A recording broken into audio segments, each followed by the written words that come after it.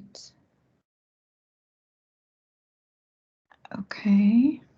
So we'll go ahead and get started. So thank you so much, Karen, for being here. And I'm going to go ahead and introduce you with your biography. Karen Dana Cohen was born in 1982 in Mexico City and lives and works in Chicago, Illinois.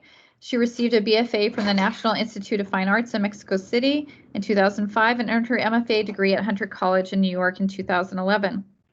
By experiencing her own family from abroad and beginning to grow into a family of her own, she began exploring her painting practice as a more process-based research. The paintings of her recent work are often part of a specific arrangement based in gestures that she discovered inherited from women in her past as a mandate of femininity. The paintings offer an intimate narrative of the role of immigrant women need to reinvent their whole self in order to survive, while at the same time defend their own identity through generations. She has participated in national and international exhibitions in Mexico, New York, Chicago, Philadelphia, California, and has been awarded several honors, including the Chicago Arts Coalition's Bolt and Fieldwork residencies. Fonka Young Creators Grant, honorable mentions at both XV and XVI Painting Biennials, Rufino Tamayo, INBA, Museo Tamayo Arte Contemporáneo, Maco Museo de Arte Contemporáneo de Oaxaca, Mexico. She currently leads an international critique group of artist mothers. Welcome, Karen. Thank you so much. And it's so, we're so thankful to have you with us today. Thank you. Thank you for having me. It's such a gift. Yeah, so thanks for this beautiful introduction to my experience as an immigrant, and my journey as an artist in the U.S. and in Mexico, and my work has a lot to, it's part of this self-discovery of identity and defining this idea of home and where home is and how home is built and how we feel connected through what we are living currently, but also what we lived growing up. So a lot of my work deals with my history, my personal history, and my family history. So we can start by, I'll tell you a little bit of my background. You can go to the next slide.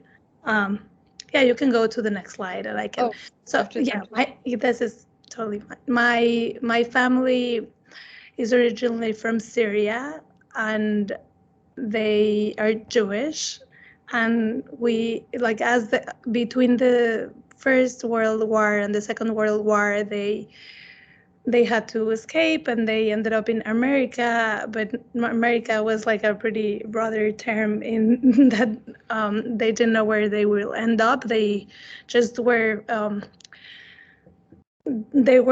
moving to America without a lot of information, just took a ship that was crossing there. It was not a passenger ship, it was more of a food, like they transported fruits and veggies, and so they survived and they ended up in Mexico. They were like a couple of stops before that. I think when it was Cuba, and they said like, no, this seems like not the right fit. They exchanged like some pineapples for chairs and stuff. Like there's amazing anecdotes about that time. But I grew up in Mexico, and in Mexico they felt like they had a community. They connected with other families that migrated before them that came from the same background. So it felt like they were establishing themselves in Mexico City, and they started to build a community there. Growing up there, I felt like I, of course, was a complete outsider of the culture because I wasn't Catholic, and Mexico is a very Catholic prominent country. And I grew up going to a school that was secular, but half of the program was in Hebrew, so I grew up speaking Hebrew in Mexico, and seems like completely strange now that I grew up and I can see it. But the fact that I grew up with these cultures of a lot of cultural missing. They missed. They felt a lot of nostalgia about their past. And my grandpa used to like play music in Arabic all the time. And of course, they used that language only when they didn't want us to understand what they were saying. But it was, a way of really knowing that what we are changes, and how we identify ourselves might be. It's not either of. It's something that you accumulate through time, and things might develop into something else. You can go to the next slide. So when I started, when I migrated, when I came to the US, I came, of course, for very different reasons. I studied in Mexico City, and I wanted to do an MFA. I wanted to go to grad school, but in Mexico, the art schools there were very traditional, and the only options were kind of like to go into a very traditional formal school, or to go to art history if I wanted to continue through the arts. So I decided to pursue something different, and I didn't exactly know what that meant, but I decided to come to the US. I had the opportunity. I got a grant from Mexico, and I went to Chicago and then New York. And while I was there, I kind of like connected really more deeply with that experience of being an immigrant and what that meant. And I always was drawn to these scenes from my family reunions. There were paintings portraying family gatherings, usually throughout a dinner table, where there was a lot of frivolous environment, like where you don't, like something was missing. There were like psychological spaces of tension, where that it's probably like Thanksgiving dinner, and it's like the one occasion a year where you get together with your family, but you cannot hide all of these emotions that appear even if you try to hide them under the table. So I started working with these ideas and trying to find what I missed about being away from my family, what I really was trying to create myself in a different context, and what I bring with myself, like all of these ways in which I connected with other people. You can go to the next one. So these were more like family portraits, and I always try to look at my family portraits, but also kind of like I understood that eventually that was not really important. Like the important part was to feel like a family portrait could be any family. I could be any of these people. It didn't have to be my own, because it's a pretty universal concept, the way in which we relate to the people around us and how we grow together. And then we have each one of us our own version of the of that dynamic and that private space, the intimate space. And you can go to the next one. When I was working with these images, I realized that I was creating an intimacy that was beyond the family dynamic. It was pretty much like a dialogue with painting itself. And the way I moved towards, the gestures in the paintings through my body, I really try to focus on what, like to try to respond what the painting was telling me. So I had to make a mark, own it, and identify that mark as my own mark, and then kind of like go back and see myself through the painting, and through these, always through looking at something specific, like an image of a family. And I used a lot of still images from movies, especially like dramas of families and chaotic dynamics. But I always felt like I had to find myself in these dialogue between what my body is telling me and how it's reacting, and the mark that's capable of making on the canvas, and then stopping. So there was a time like very intuitive mark making, and then there's a time of like stepping back and just looking and reacting and observing. So it was starting to become much more of a dialogue rather than an expectation of an idea portrayed in a canvas by itself. You can go to the next one.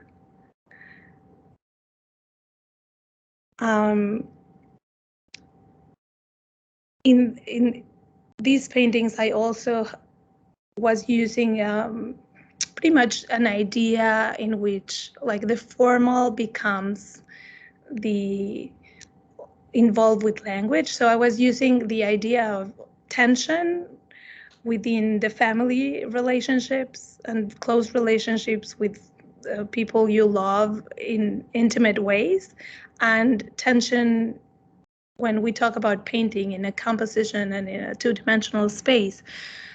Tension is a term that we use constantly to hold a painting together so that it works. So I use a lot of times this idea to push myself towards a conversation between a duality, and that could be inside and outside, abstract and figurative, warm and cool temperatures in the room. And so I went and I tried to kind of like negotiate. When one painting was too much of one thing, then I try to kind of like go and balance it out and go to the other extreme.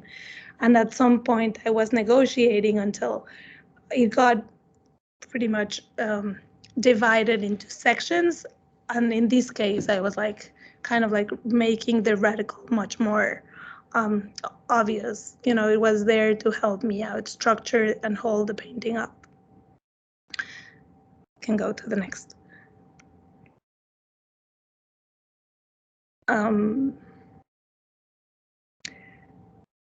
Yeah, I started exploring with how do we approach a painting that it's not necessarily on a wall. It might be on the floor, and then the read of the painting or the installation of the painting has a lot to say, and it could provide us with a lot of information of how to stand in front of one thing, how to look for clues, how to look for certain images that will resonate with us, and then how we move as bodies in a space within a landscape created by artworks like this.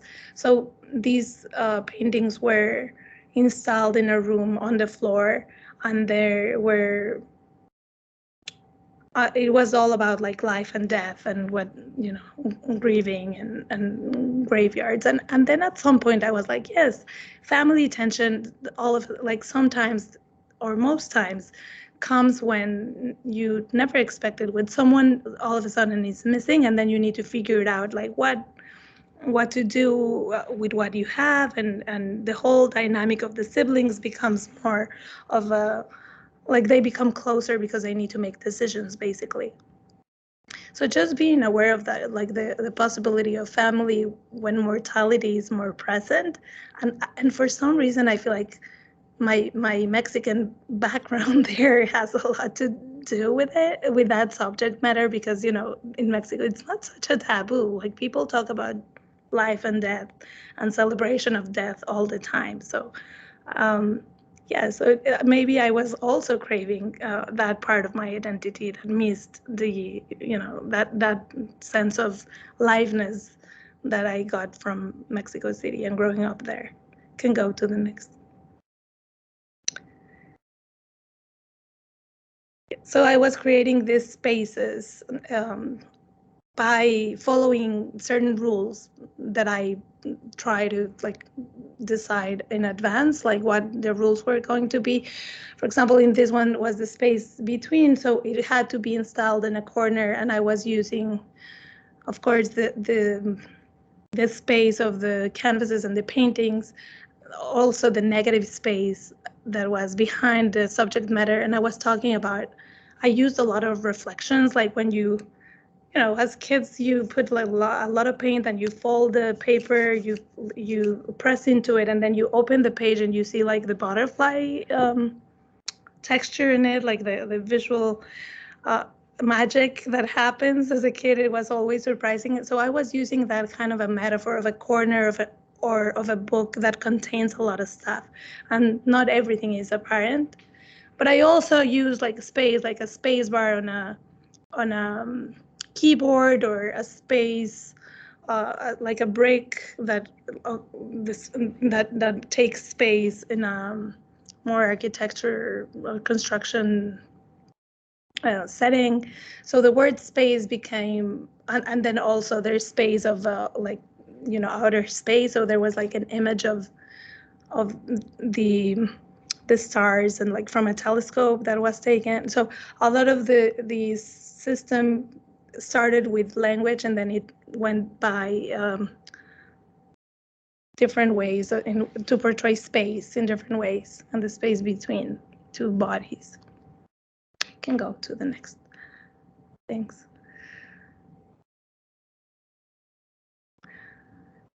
And this is one sketch that I feel like there's certain, like one thing that I keep going back to is that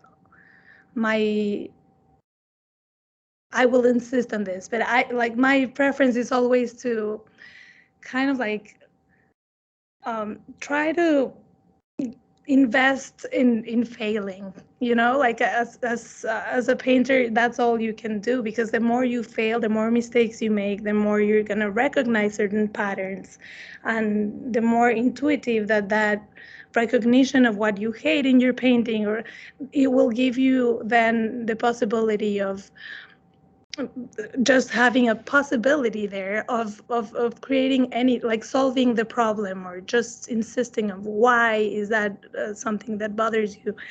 And that's the material that basically creates the paintings. That's why I insist on it. So there's this exercises. You can go to the next one, and I think I included a couple of them where I used just the intuitive painting as a sketch of and then that, like certain gestures that I recognize myself repeating in one place, and I integrate with a figurative scene, or I go back to not only the abstract, but just merging the two languages together in a space. So I use a lot of negotiation in painting. So this is also like one of those family dynamics, but it's much later. You can go to the next one. And you can see there's like a pattern in which, like, there's the way I build a painting, it starts to, like, the subject matter is there, but it's not necessarily the only thing. I feel like I'm starting to feel like I'm building the painting, and like if I was treating the painting with a different approach every time, right? So I'm using the metaphor of like what my different woman, like, and this painting basically, I'm sorry, I'm bubbling a little bit. So this painting was one that I did when I became a mother, and I was using my body in a very different way, and I started recognizing how using my hands to do different tasks that I've never tried before, and they felt like new things, but at the same time you had to do them. You need to carry the baby, you need to feed it, you need to prepare certain things, change diapers, all of that stuff. And with painting, I felt like I had to treat painting also as acquiring new ways of moving my body through space. So I included much more awareness of my body and how the marks were appearing in the work. Next.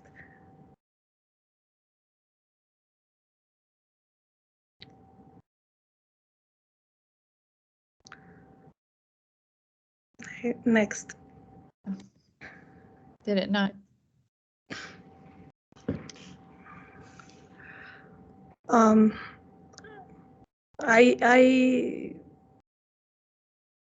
feel like there's some that the cinematic idea in which there's a painting within a painting is something that I keep going back to. It's one of those things that I like for some reason, like the image, like you're looking at an image that then has multiple images inside. There's layers in it. So I think the information that accumulate, like the painting accumulates marks and accumulates information, some more figurative, some less, some it's more abstract. But all of that information, I feel like it gives the painting through time. So some experience, like some liveness. It's not like so quick that it just evolves like one mark and that's it. It's usually the paintings that take more time, the ones that are acquiring more material and more details and more history, so they can really tell a story. The next one, I think it's also one of those. You can go, yeah.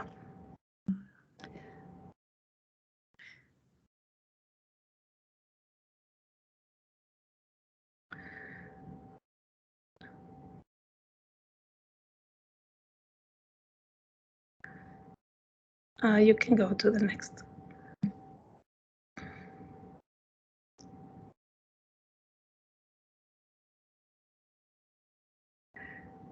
And of course, like when I paint, I discover certain patterns, but then I don't want to repeat myself, so I go back and I try to relearn how to paint in a different way and from a different place. But it's all an impulse, and it's sometimes it goes like the search of those answers goes through a search in a palette, and like I walk around looking for colors that then I want to work with. And then there's sometimes where it's just like the images that I start with at the beginning that give me enough input to start, and then I kind of like leave it to that dialogue between the painting and me responding to what it's already there. You can go to the next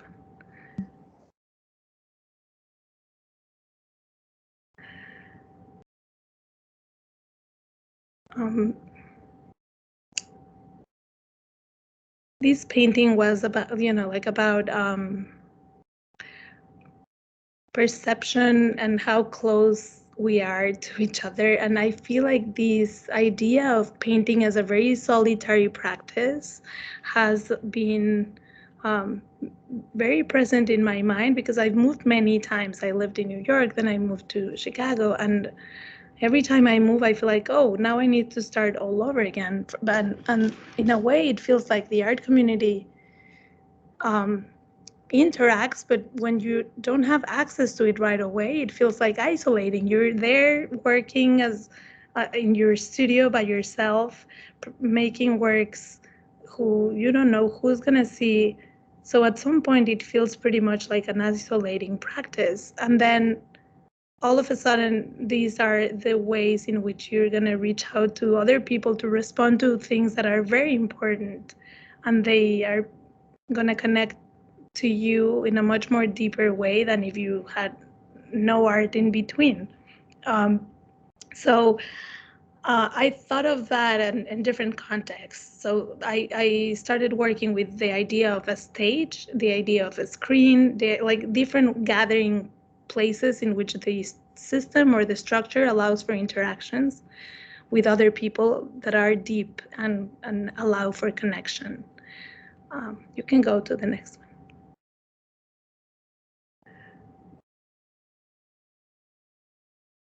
This painting is also about, and sometimes it starts like the idea is portraying an interior space and a dynamic of a family or a couple or a friendship, or even a room filled of students.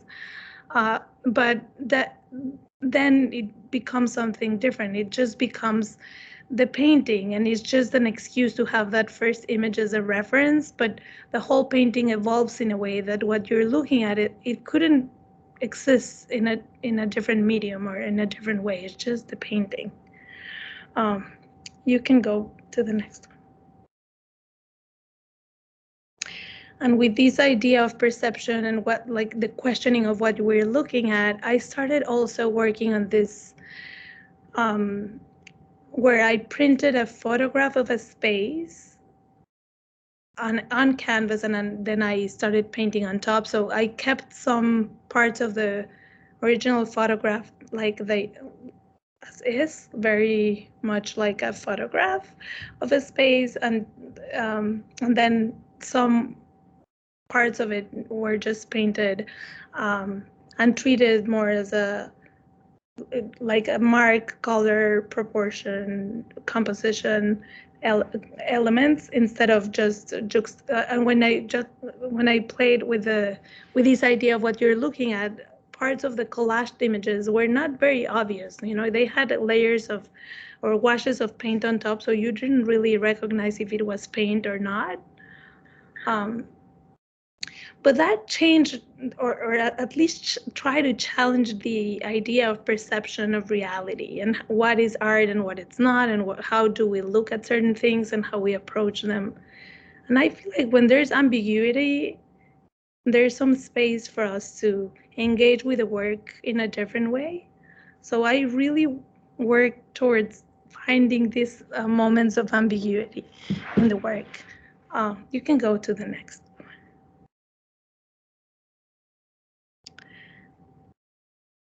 Then sometimes also I, like when I install a show, I mirror certain images and I echo certain patterns. So in the last painting on the bottom, there was a shape that was very similar than the background of this painting, and they were very close to each other in the room. So basically you had the system of the painting working towards one piece that is final, but also when you install them together, they respond to each other. And so the whole room gets involved in this conversation.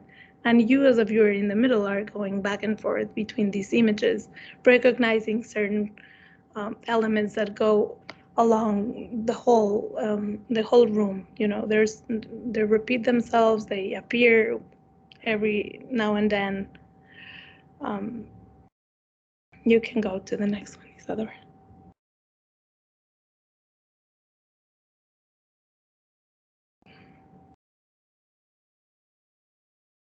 This is also a painting that very, very large, and goes back to the dinner table, basically, or the table as a platform for conversation. But I think this is much more open, and there's these there's something interesting happening here between what is painting and what is drawing, and the conversation, I think it goes, and it's been evolving all over. Can go to the next one. So at the same time, where I started trying to, like, I started to try different ways to represent certain things, and a pretty interesting idea that I wanted to explore was the idea of how we use hands, because painting is a craft that really needs our touch and visual contemplation for a very long time, but also like the tools that we use and how we use our hands it has been changing, because the history of painting is changing all the time. So I try to really approach painting from a very different place in this series that I worked on, in which I was representing like the act of knitting, and then I was like doing a very representational painting, and that's what painting can do, but not really knitting. And then I was trying to create a texture with paint that was kind of like a yarn thread, and try to knit with it. And I was trying to then represent like the visual effect.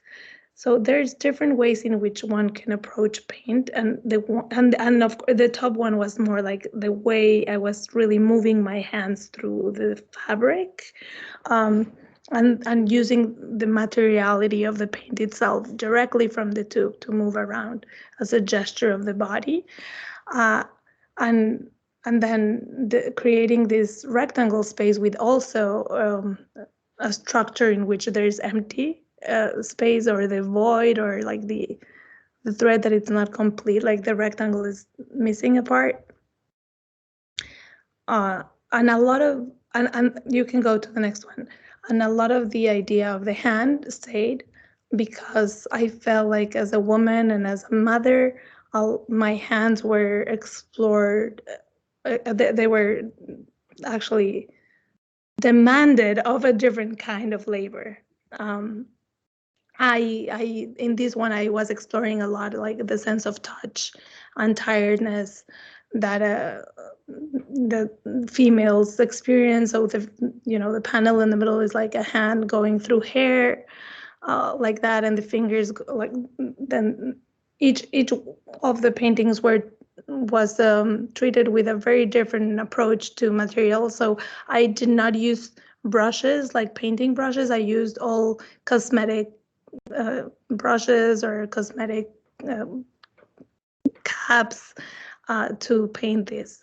It was very different because it's treated like the material and the way skin is treated is very different, and it requires a different care. But the idea of femininity and beauty, and all of these cosmetics and this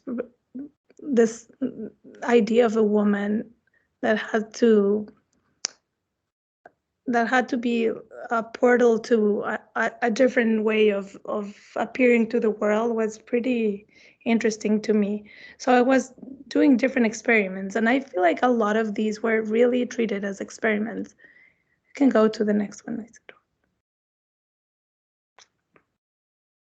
And there's a couple of images of hands that were just like trying to make a mark and a part, and what the hands were sensing and how that was changing through paint to make a statement of the body. You can go to the next one.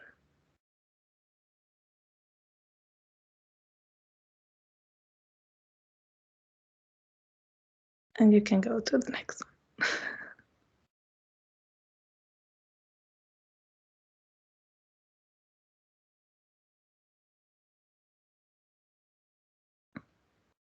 And you can go to the next one.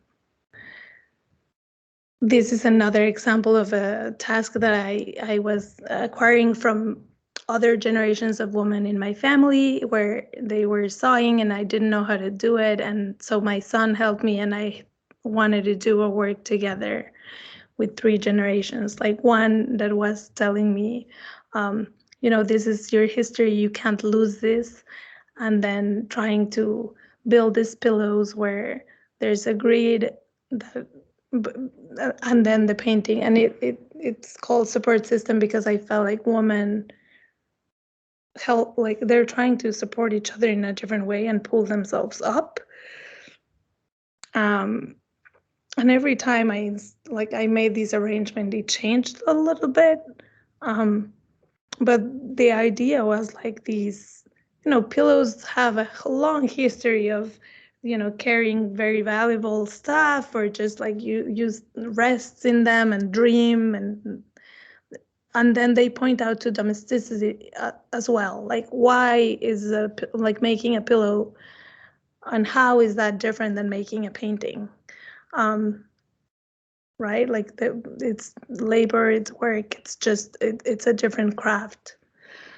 You can go to the next one. In this one, I used the blanket that I needed for my first son, and I covered it with ink and acrylic paint, and I press it into the paper, and it creates this stamp-like mark that stayed there, and it had a lot to do with touch. But all of these, like, it's treating painting in a different way, but I feel like it's the same. It's kind of like insisting in the same subject, but from a different angle. And of course, like some of the results look alike because it's like a style development that it's been coming back to me. But I don't hesitate to go outside of it and just try a different thing and then come back. It doesn't matter. I just want to explore. I don't want to just repeat myself over and over. I feel like that will develop over time. It will make sense. Next.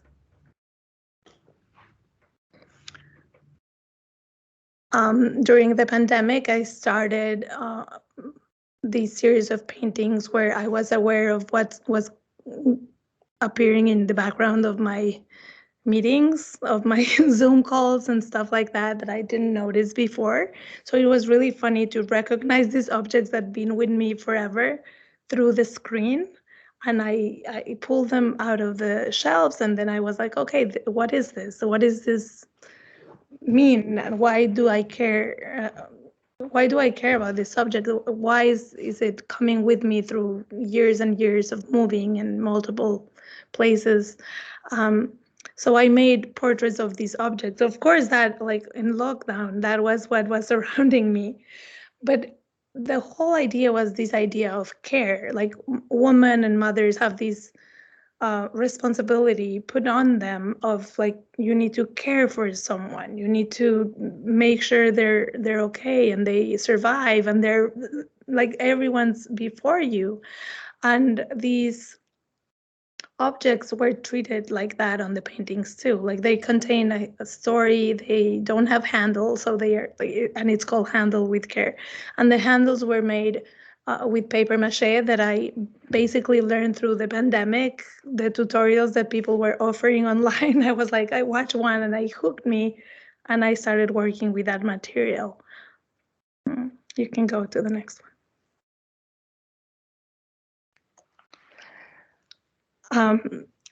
Yeah, and this is from an exhibition that I had this past year, where I used a lot of arrangements to hold on the paintings, and the arrangements were paper mache sculptures of stacks of clothes or dishes. So it basically was during the pandemic where I had a lot of work to do that was never ending. And I was hoping to kind of like get together with people. So it's all about the circle as a social structure of interaction, and in different settings. It could be the corporate world where we don't want to go back to that. It could be like a class. It could be a meeting. It could be different things. And all of the color palette was basically the political landscape that we were seeing at the time where the elections were about to happen. So there was a lot of tension, and pointing at the migration status that I was in, that created a lot of instability and anxious. I was very anxious. I didn't know if I was going to be able to stay here or not. And it pointed out to that idea of home, but from a very different place. You can go to the next one. This is also part of that exhibition. This is the most abstract work that I've done in a very long time, and I decided to include it because it also pointed to the circle in a much more visceral way, not necessarily figurative. You can go to the next one.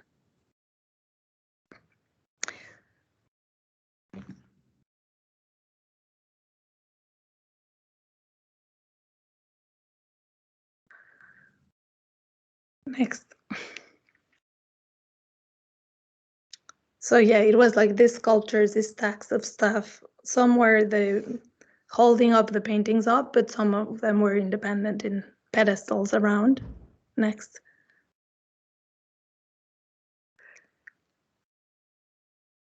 And the way in which I approached them, that it was very different too. Like, for example, this one, I painted the negative space instead of painting the characters. So the result visually is very different. And the problem solving became a completely different strategy every time I wanted to portray something. Next.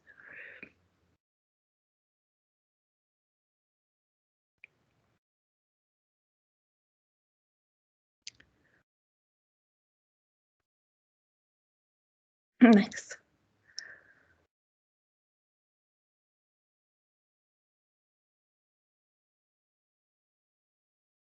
Next.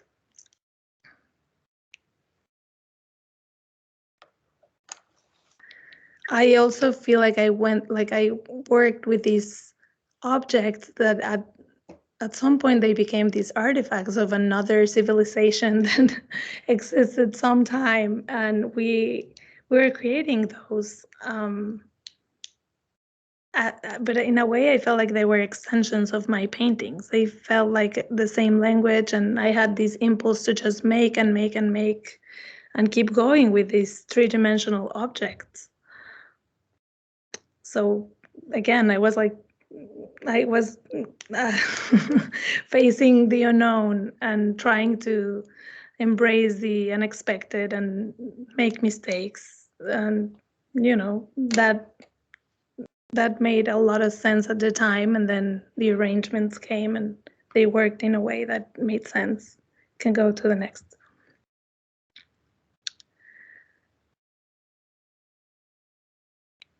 And the next one.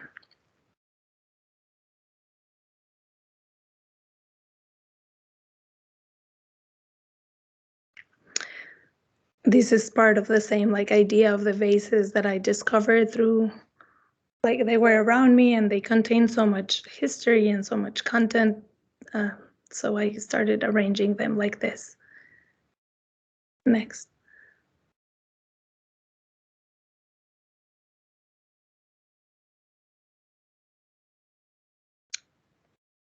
Next.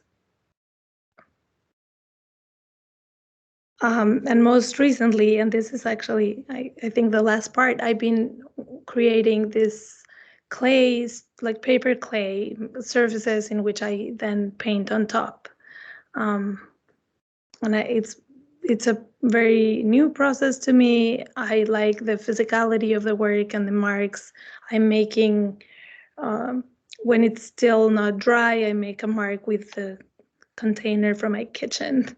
I usually use the pasta maker to make the surface more smooth. And then I basically am working in the kitchen towards these. Next.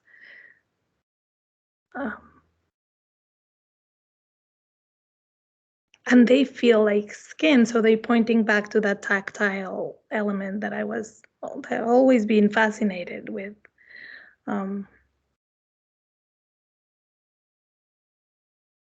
Next.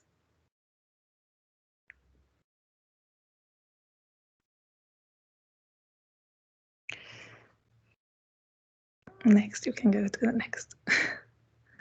I think at the end, I think this is the last image of my work, and then I included some references that have influenced my practice. So you can just go through them, and I feel like it's always good to honor whoever was before you that influenced your work. So, there's a million artists, but basically what I've been thinking about is this. Amy Silman, this is Karin Mama Anderson, who does a lot of psychological spaces and the image within the image, who fascinates me. And we can just look at them quickly. Gilberto Aceves Navarro, who is an artist from Mexico City, who was my first drawing teacher, and his work is amazing. It's still a big influence in my practice. Edward Vuillard, I feel like when I discovered that his representational paintings became more the painting itself, talking through patterns than anything else, it was just a revelation to me. And it's always, every time I see his work, it's so relevant to my work too. And then Tal R.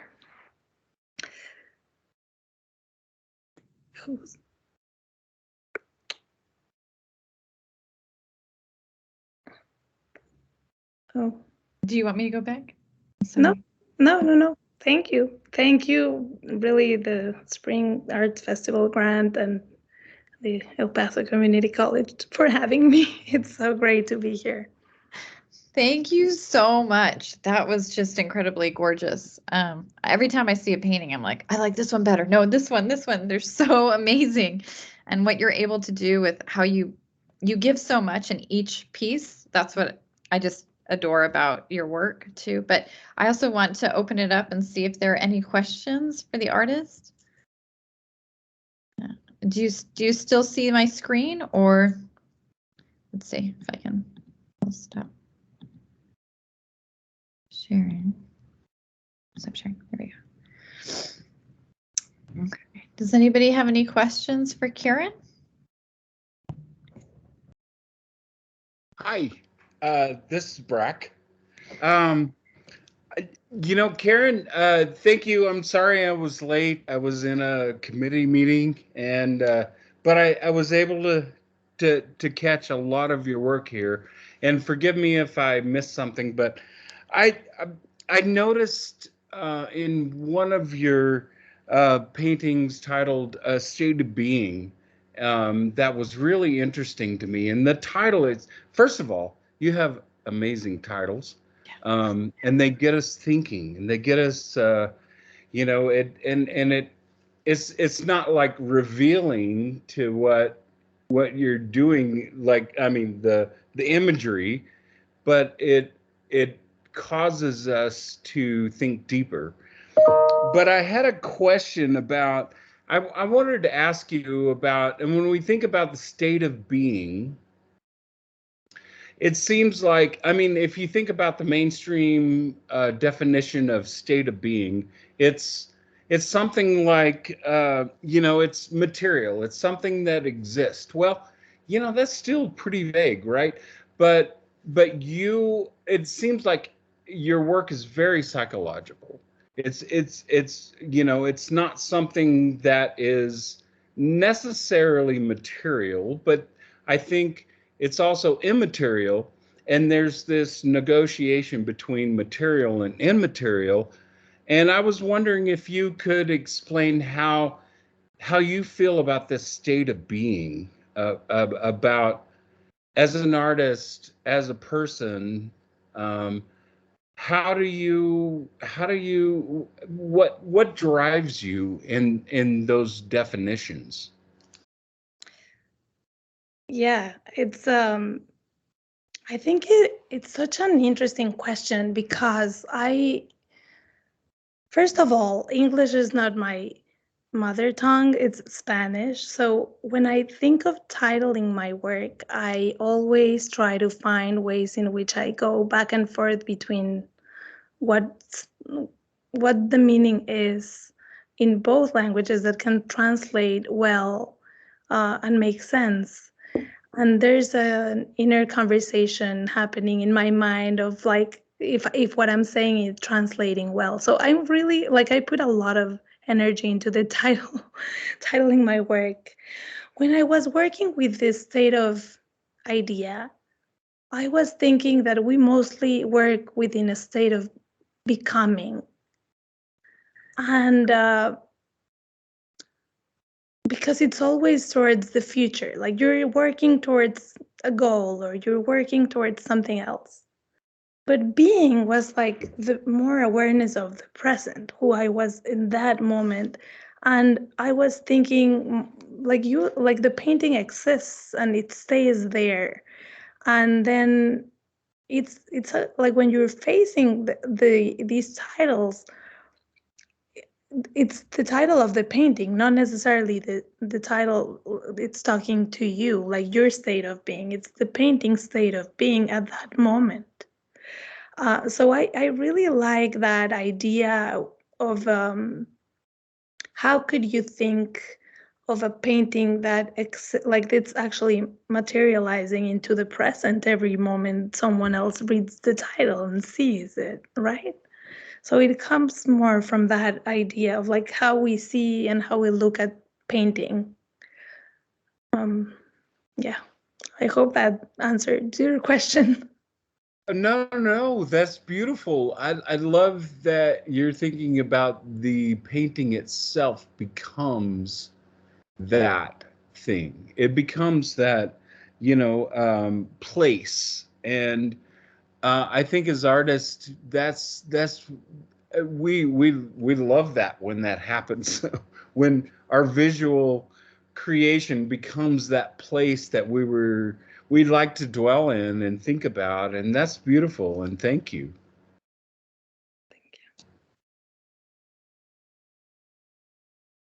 Anybody else have any questions?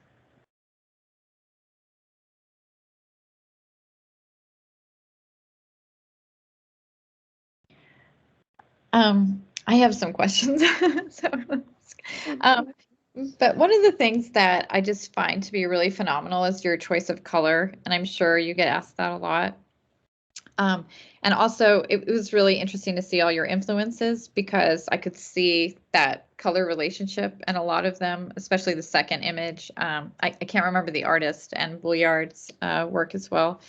But to me, your color is so sophisticated and so gorgeous, and then you have the actual the imagery too. So it's like you have these two things that are working together, and I think to me that's what it makes your work so strong and explosive to the eye, because you have these two things working in tandem, but on their own they're so incredibly strong, right? Like the figures and the abstraction and that subtlety, but then you also have the color and then the mark making, like, so all these things are working together. But is there a way to explain the things that I'm sure seem very intuitive when you're in the studio and you're doing this process, but to just give some insight on how you make those choices or how those things start to happen as the painting's revealing itself to you? Yeah, definitely. It's so hard. I feel like color, it's so hard. It's just very difficult because it's very much related to psychology and the ideas behind the sentiment of the work. But I do feel like I discover certain colors around me and I'm curious about them. And then when I am in the studio, I try to recreate how they interact with other things around. So for example, I don't know, like I'm into one purple and then I go to the studio and I start working with that purple, and I need to kind of like really go deep into that color purple to figure it out. What is it about that purple that works and activates other parts of the scene and like maybe the characters or the space. So then I work for months with that purple until I figure it out, and then I can move on to the next one. And I feel like it's been that forever. And there's always like a color that I go back to when I'm in the middle of something, like when I'm like, okay, this is done, then I'm home. And home feels like it's always like the flesh color. It's always pink or, you know, brown or like earthy colors that I go back to. Like And then that crimson? it starts again. That crimson red that you use a lot? Yeah. Right. Yeah. That's really interesting. And I know that the pieces are very new. The last pieces that you're working on, the clay that's kind of gone through the pasta press and those things, and that tactile quality that you have, but then you have also like in your paintings, and how things become fragmented.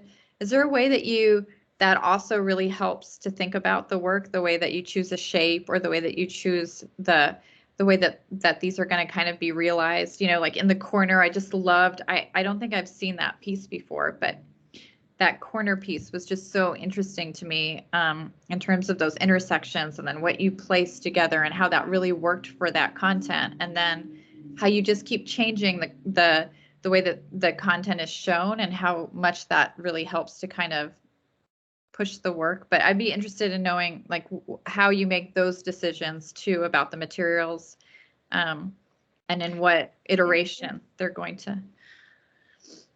So once I went into an exhibition of David Hammond's work, where he had huge paintings covered with fabric or a piece of furniture in front of them. So basically, we knew that the paintings were there, but we were not allowed to see them. And I felt that was so compelling because as much as it's important to make visible certain like parts of the art world, that his ideas of like making visible the invisible, what we don't really are allowed to see in the context of this broader history. It really resonated with me. So that way, every time I install a painting, I don't give for granted that it's just a painting hanging on the wall, but it can function as different things, and you can activate certain parts of the work by actually installing it in a different way every time. So I try to explore that with my work. And shape has basically it happens through space installation. It's like is responding to a specific space at a specific time and with specific devices. So the paintings itself, like they need certain structure of the architecture of the space. So that one needed a corner. There's one like the other one with like the multiple pieces on the floor needs like a floor that can hold that many pieces. It's a very long one. But I keep thinking about that. It's like maybe, a painting on top of a pillow might say something different than a painting hanging on the wall of a room as a conventional way of seeing painting. Yeah, I love that. And just about the pillows, I was going to ask you, did you make that fabric, or how did you decide on that fabric? Because it was really well integrated into the painting. So I was just wondering what inspired what first to Yeah. Yeah, because the painting has also that same pattern of the fabric. Yeah. Yeah, I found the fabric and I felt like it was working perfectly. I wanted to reference the grid. I was working with that indigo color all over at the time, and I really found it, and it was like, this is it. I don't need to make my own. I thought of learning that process, but I then found it, and it was like, this is perfect. Why just use that fabric? Yeah, it's really beautiful. They were integrated really nicely. Yeah, and I just love the sentiment of that piece. What makes the pillow and the painting, like what makes something else moving into that, like from the ordinary into the extraordinary? Like how is that that meaning attributed? So it was great. I've just enjoyed your work so very much. Thank you so much. I know that your time is precious and you're very busy, and you took your time to compile a talk for us and give us so much. So really, really appreciate it, Karen. So thank you. Well, thank you so much for having me. It's such a pleasure, really. Thanks. And we'll have this recorded and we'll have it on our YouTube. So a lot of students can attend today, but they will be watching it later and creating reports on your work. So thank you for that ongoing gift. Great. Thank you. All right. Thank you all for coming today. And we will be meeting again next month on Thursday. I can't remember the date, but I will be posting that soon. So thank you all so much. Bye. Bye.